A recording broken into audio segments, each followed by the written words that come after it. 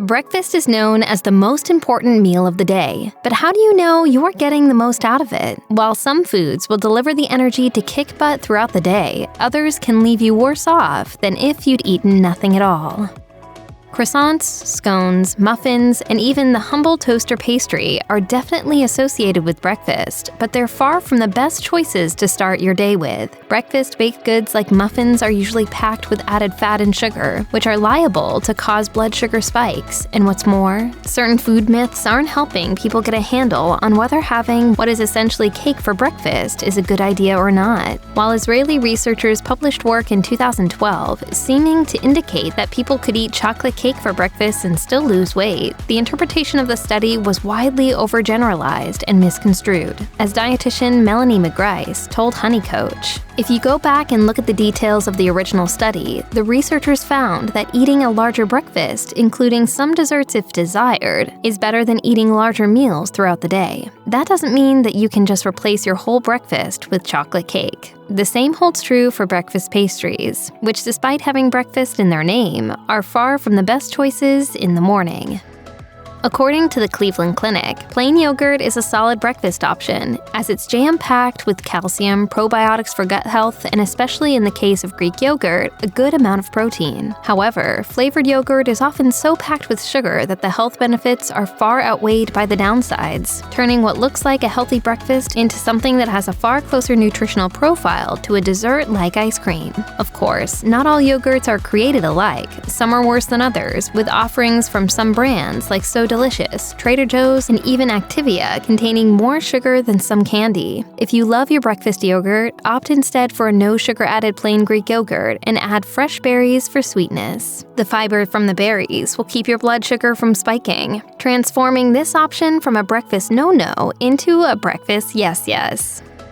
Green juice was all the rage a few years ago, but its popularity has petered out, and for good reason. Juicing vegetables or fruits removes their fiber and thus makes them more likely to spike your blood sugar. Fiber is an essential macronutrient that aids in the promotion of good gut health, which has been linked to improved brain health as well. And according to the National Institutes of Health, 95% of Americans don't get enough of it. Eating whole fruits and veggies is the smarter decision for more reasons than one. The only time that experts say juicing may be beneficial is when you wouldn't eat the fruits and veggies on their own, but you should really make the effort, as there are so many delicious ways to eat your veggies, from air-fried zucchini chips to roasted Brussels sprouts to honey-glazed carrots, or just munch on some fresh fruit as a snack, and you've got your produce requirement covered. There's nothing wrong with a cup of coffee first thing in the morning. Don't even talk to me until I have my coffee. In fact, coffee contains healthy antioxidants, and drinking black coffee has been linked to a host of benefits, including an improved ability to metabolize sugar and reduced risk of developing Parkinson's disease and heart failure. But once you start adding stuff to your coffee, its benefits dwindle significantly, and sugar and cream are just the beginning. With that in mind, Starbucks Frappuccinos may be marketed as coffee, but they're truly little more than coffee-spiked milkshakes. And according to Insider, 4 different Frappuccino flavors make up the 4 unhealthiest options at Starbucks. The worst offender is the Cinnamon Roll Frappuccino, with a whopping 85 grams of sugar and 510 calories in a grande. That's more sugar than 3 Snickers bars. And if you wouldn't eat 3 Snickers bars for breakfast, you should probably say no to 1 Frappuccino first thing in the morning as well. The granola bar industry is perhaps the world's most talented at framing something that is essentially a candy bar as a healthy snack. The idea of granola sounds healthy enough. It's a combo of whole grains like oats or buckwheat combined with protein-dense nuts and antioxidant-rich dried fruit, after all. And that is indeed healthy, but the reality is that most granola bar brands contain far more sugar than a healthy breakfast really needs, often in the form of cane sugar or high-fructose corn syrup instead of fiber-rich fruit. For example, Kellogg's Nutri-Grain Harvest granola bars can contain up to 15 grams of sugar per serving, with just 1 to 2 grams of fiber to balance it out. As a comparison, Health Warrior Chia bars contain just 3 grams of sugar per serving and 5 grams of fiber, making them a far healthier option. The bottom line is that if you're opting for a granola bar for breakfast, do your research to find one that uses whole ingredients and keeps added sugar to a minimum. Pancakes may be a classic breakfast favorite, but they're not exactly the healthiest option, especially if they're topped with another classic choice. Pancakes are both calorie-dense and nutrient-poor, thanks to the presence of white flour and white sugar, so there's not much there to make them a nutritious breakfast. And topping them with maple syrup makes them go from bad to worse, thanks to the added sugar. Real maple syrup contains some valuable trace minerals, like manganese. But let's be real, despite the minerals, maple syrup really is pretty much just pure sugar. At least it's better than artificial maple syrup, though. The fake stuff is made not from maple sap, but rather high fructose corn syrup, which research has shown is even worse than just sugar alone, no matter how you slice it. While pancakes may be a nostalgic breakfast treat, beloved by generations, they're far from the healthiest choice for anybody. Thanks to this year's successful pancake breakfast, we've raised enough funds for next year's pancake breakfast. Now that we've covered what you shouldn't eat for breakfast, let's talk about what you should eat, starting with a classic. Scrambled or poached, in an omelet or fried, eggs have long been a breakfast staple, and for good reason. They're not just rich in protein and healthy fats, they're also high in choline, a compound essential for the production of acetylcholine, which contributes to memory, mood, and muscle control. Eggs are also popular thanks to their richness in protein, which keeps you full all morning long. Add to that the fact that they're easy to cook, and that research shows that those who eat eggs for breakfast lose 65% more weight than those who eat quick carbs like a bagel. With all that in their favor, it's obvious that eggs are a top breakfast choice, especially the morning after a rough night. Research shows that the cysteine in eggs can help counteract the toxic effects of acetaldehyde, the chemical produced by the body as it metabolizes alcohol, so stock your fridge with some recovery eggs before hitting the bar.